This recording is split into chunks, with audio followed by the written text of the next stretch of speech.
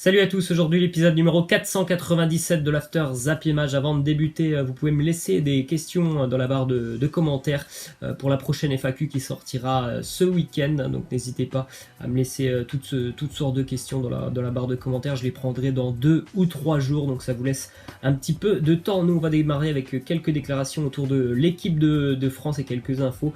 Première déclaration du capitaine Hugo Lloris qui nous parle de Lucas Hernandez. Il nous dit c'est une personnalité sur laquelle on peut compter dans tout type de match. Il est prêt à aller à la guerre, c'est un joueur généreux et ça reflète la personne qu'il est. Ça se voit directement lorsqu'on regarde un match où Lucas Hernandez est présent. Ça saute aux yeux, c'est quelqu'un sur le terrain qui donnera tout et qui donne tout. Il va jusqu'au bout, Lucas Hernandez, comme ce week-end.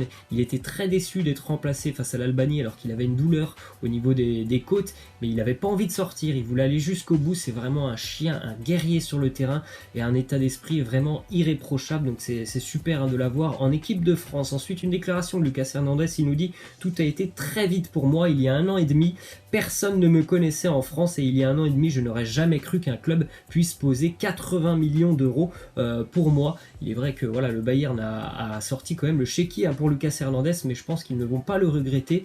Et puis bon, ceux qui connaissent un petit peu et qui suivent l'Atlético Madrid le connaissent certainement depuis plus longtemps, on va dire, que 1 an et demi. Lucas Hernandez, c'était vraiment un joueur déjà très très intéressant à ses débuts avec l'Atlético Madrid. Contrairement à son frère, on parlait beaucoup plus de son frère il y a 2-3 ans en France. Lui, on n'en entendait pas beaucoup parler, mais moi, j'étais vraiment pas surpris de le voir rejoindre l'équipe de France il y a un peu plus d'1 an maintenant. Ensuite, une déclaration de Corentin Tolisso sur Kingsley Coman. Il nous dit « Je ne vais pas lui parler de son absence à la Coupe du Monde parce que c'est déjà très dur. Ce qu'il fait est exceptionnel. Les blessures renforcent mentalement. Je pense qu'il est ressorti plus fort de ces 2 blessures. Il est vrai que mentalement, revenir après 2 blessures qui l'ont éloigné des terrains pendant de très longues périodes, Kingsley Coman, bien évidemment, ça renforce au niveau du mental. Après, je pense que s'il avait pu continuer de jouer sans se blesser, Kingsley Coman, il aurait accepté directement parce que il y a quelques mois, il avait fait une déclaration. Il avait dit « Si je me reblesse à nouveau assez gravement, je pense que je ne referai pas une 3e opération. Je laisserai ma carrière de côté. » Donc voilà, c'est quelqu'un d'assez fragile physiquement, Kingsley Coman, et je pense que voilà, il aimerait que voilà, sa carrière elle se poursuive, on va dire, sans trop de pépins physiques. Ensuite, une déclaration de Deschamps sur Kingsley Coman. Il nous dit « Il est davantage attiré par le but et il est décisif. Il a toujours eu cette capacité de déstabiliser l'adversaire. Quand il est comme ça, c'est difficile pour l'équipe en face de l'arrêter. Ça fait plaisir de le revoir à un tel niveau. » Il est vrai que ça fait plaisir par rapport à ses blessures et c'est vrai que c'est un joueur quand même exceptionnel qui a des capacités et des qualités assez intrinsèques. Ils sont très peu quand même les joueurs à pouvoir faire autant de différences comme lui, il en est capable. Ensuite, une petite info de Samuel Umtiti qui déclare forfait pour le match de demain avec l'équipe de France face à Andorre. Il est victime d'un hématome au niveau du pied, donc il quitte le rassemblement de l'équipe de France. Il retourne directement à Barcelone. Il ne sera pas remplacé d'ailleurs dans le groupe. Encore une fois, une nouvelle blessure pour Samuel Umtiti, même si généralement c'est plutôt le genou qui le gêne. Là, c'est quand même un coup reçu au niveau du pied, toujours aucune minute de jeu pour Umtiti avec le Barça cette saison. Ensuite, une déclaration justement d'Umtiti qui nous dit « Quand je suis sur le banc, j'ai des envies de meurtre, jamais contre mon concurrent, car il se bat pour être à ma place. Comme moi, je vais me battre pour être à la sienne, je dois être le meilleur pour jouer. » Et je pense que vraiment, lui aussi, ce qui le gêne, c'est quand même régulièrement les blessures. Maintenant, depuis 2 ans, c'est très très compliqué pour Umtiti de faire une saison à plus de 30 matchs. Il y a toujours des périodes où voilà, son genou ne lui permet pas d'enchaîner les matchs, et ça aussi c'est vraiment dommage parce que c'est quand même un garçon qui là aussi a quand même beaucoup de qualité défensivement. Ensuite, déclaration de Sergio Busquets. Il nous dit « Frenkie de Jong doit s'adapter à un style de football autre que celui de l'Ajax, mais il sera génial maintenant et à l'avenir. Il peut être l'un des meilleurs. » Bon, franchement, c'est encore un peu tôt, mais bien évidemment qu'il est encore pas tout à fait prêt et pas tout à fait apte on va dire, à s'acclimater avec le jeu du Barça. Ça prend un petit peu de temps pour tous les nouveaux qui arrivent du côté du Barça, même si quand même il y a des ressemblances assez forte hein, quand même entre l'identité de jeu prônée par l'Ajax et celle du Barça, c'est quand même assez ressemblant.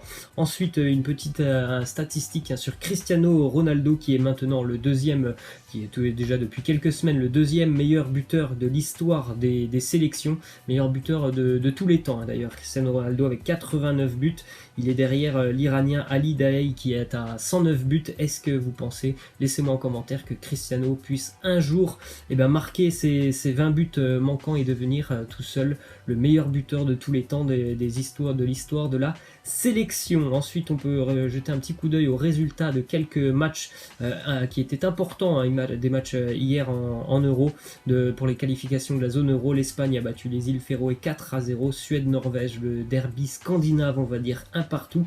La Finlande a été battue à domicile par l'Italie 2-1. Les Italiens sont vraiment très très bien partis pour se qualifier pour le prochain Euro, et la Grèce continue de décevoir, match nul face au Liechtenstein, un partout.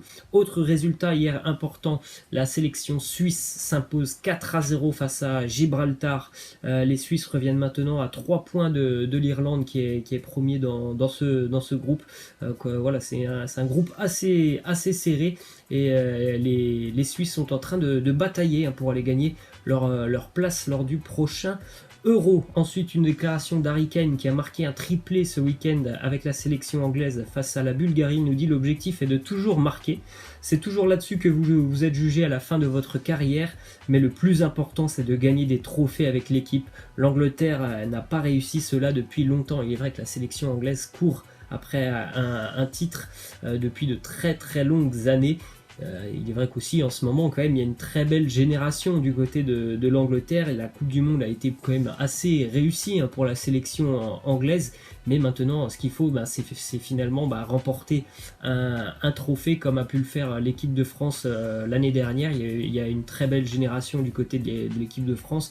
Ils ont remporté ce trophée. Je pense que l'Angleterre a besoin aussi de franchir ce palier, de ce petit déclic, et d'aller au bout hein, dans une compétition. Ensuite, on peut jeter un petit coup d'œil à une petite image assez sympa qu'on a vue ce week-end lors du match entre la Serbie et le Portugal. Le Portugal s'est d'ailleurs imposé 4-2 à Belgrade.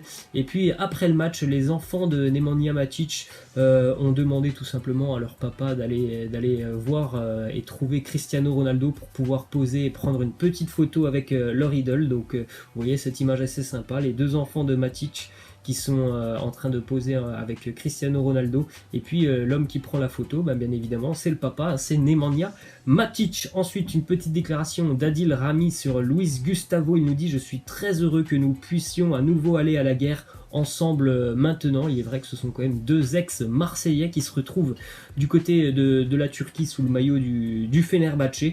Le Fenerbahçe qui a quand même réalisé un très bon début de saison pour le moment en Super League, avec 7 points pris sur 9. Petit accro la semaine dernière face à Trabzonspor. On continue avec une info par rapport au match de l'équipe de France du week-end dernier face à l'Albanie.